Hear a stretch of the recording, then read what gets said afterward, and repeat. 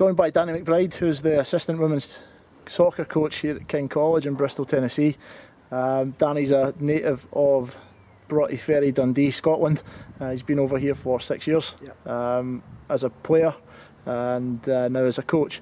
He's going to do an interview with us, and like I say, it's nice to have him on campus and see the facilities. Absolutely tremendous up here in Bristol, Tennessee. King College, NCAA Division II university, and compete in the Conference Carolinas. Fantastic, thanks Danny. Danny, as I said, you've been here as a player, and can you tell us a bit more about your experience as a player here? Yeah, absolutely. Played here for 4 years, came in as a young freshman, and was lucky enough to get straight into the team. Played actually a wee bit out of position, but you know, was just asked to use kind of my experience of playing at a decent level back at home, and got the job done my freshman year. We were successful my freshman year, won conference tournament.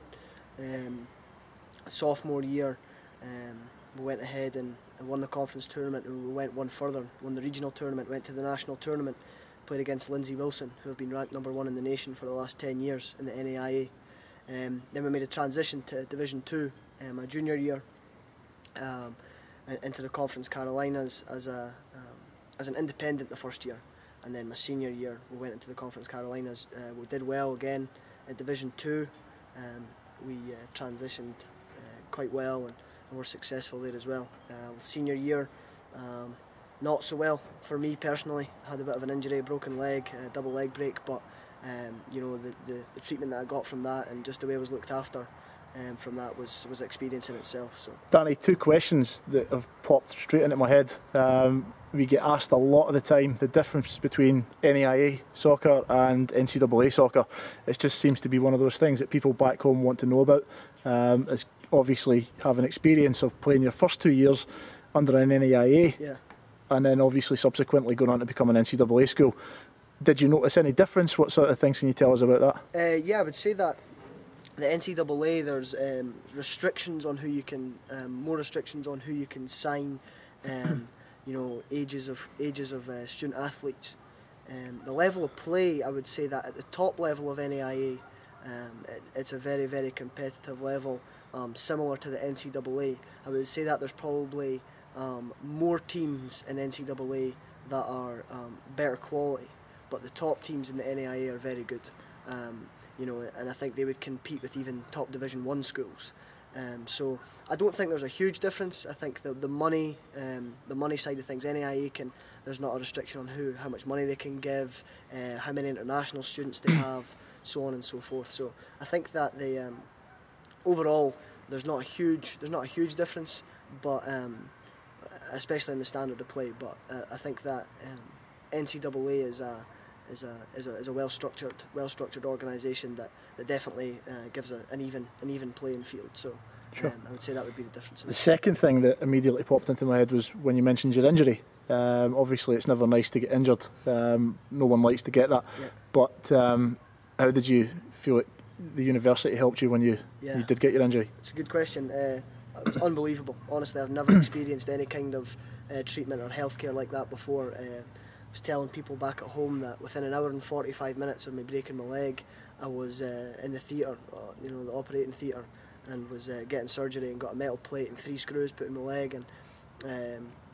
the recovery after that was the treatment that we got here at the college, the physios working with me every day, doing rehab and you know, getting the strength back in my leg, and just everybody just took care of you. You know, was given a disabled parking pass, and you know, the school just really wanted to help me out. They knew that it was my senior year. They knew I was trying to graduate, get my coursework finished, and they just did everything they could to make it easier for me, rather than more of a pain in the butt. You know, so it was brilliant.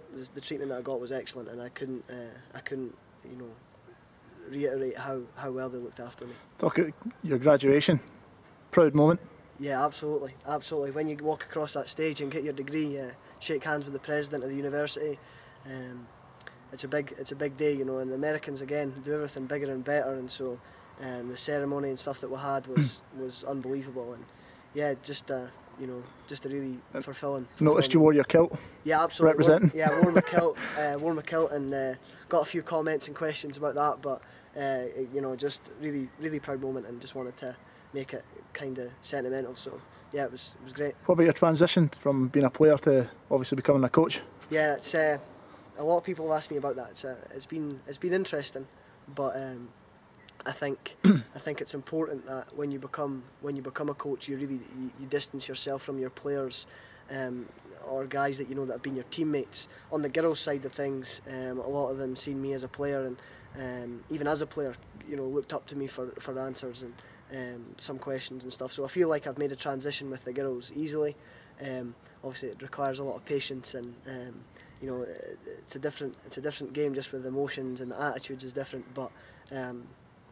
I think the transition has gone well so far. So hopefully, get myself within the next few years, get myself in a head coaching position. Obviously, talking about recruitment is a big part of coaching as well. Over in the States, you recruited directly one of our Sporting Futures USA players, Sam Nicholl, from Edinburgh in Scotland. You brought him over directly after, you know, spotting him at one of our showcase tournaments. Yep. How's Sam doing?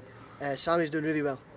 Sammy's a kid with a lot of just raw talent, and has come out to the States and fitted really well into the system that King play, likes to move the ball, and quick player, and that's the kind of players that we're looking to get out here. Players who are who play nice football, who want to actually play the game.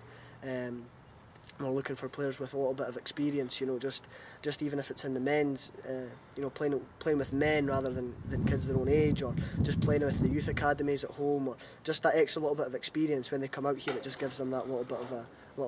And how has he settled into living here? Yeah, I think he's settled in really well.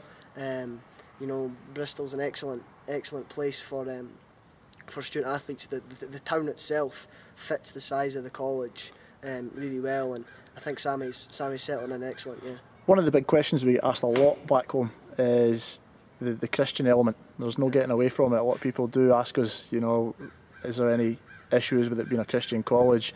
How does that impact on their daily life? Is it a problem? Is it an issue? Can you tell us a bit more about that? Yeah, absolutely. A lot of the universities are actually affiliated with churches, and to be honest, a lot of it comes with. It's through with a lot of the you know, national funding and stuff like that through the different churches. But to be honest with you, it's never really been an issue or a problem. You know, you're offered it if you want to take it, you take it. If you don't, you don't. It's not pushed on you. It's not a you know, it's not a religious setting as such. You know, it's the people are very friendly, no doubt about that. And you know, a lot of them do go to church, but it's never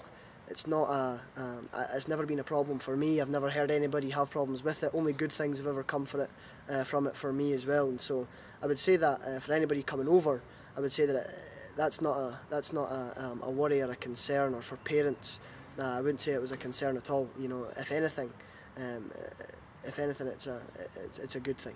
Talking of that, what advice in general would you give someone coming over? Yeah, just be open-minded, be prepared.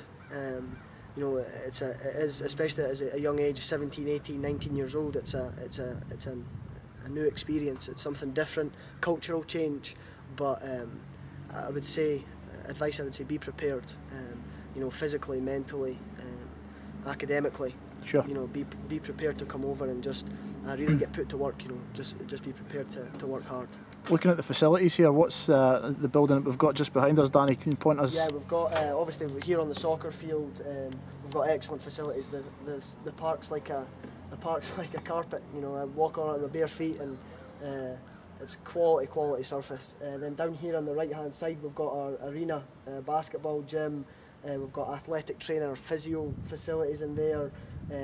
We've got a lot of locker rooms in there. The building behind that is it's actually an older gym, but it's also got a basketball gym in there, volleyball courts. We've got a wrestling practice facility in there, several more locker rooms, an indoor baseball facility.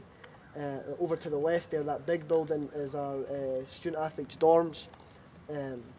Mostly guys in there in the big building, and the one below that is actually a dorm building for females with high GPAs, so it's like a kind of rewarding, you know, it's a nicer facility, it's almost like a hotel in there, so that's where they stay. At the very top of campus is, or the part of campus you can see from here is the start of what we call the Oval, which is just a walkway and a big open area that's got buildings around it, different academic buildings and professors' offices and stuff like that. How big is the student population here? The student population here is about 2,000, so it's small enough to whereby you get to know people well, you get to hang out with the different athletes, baseball players, basketball players, swimmers. You get to know them all very well.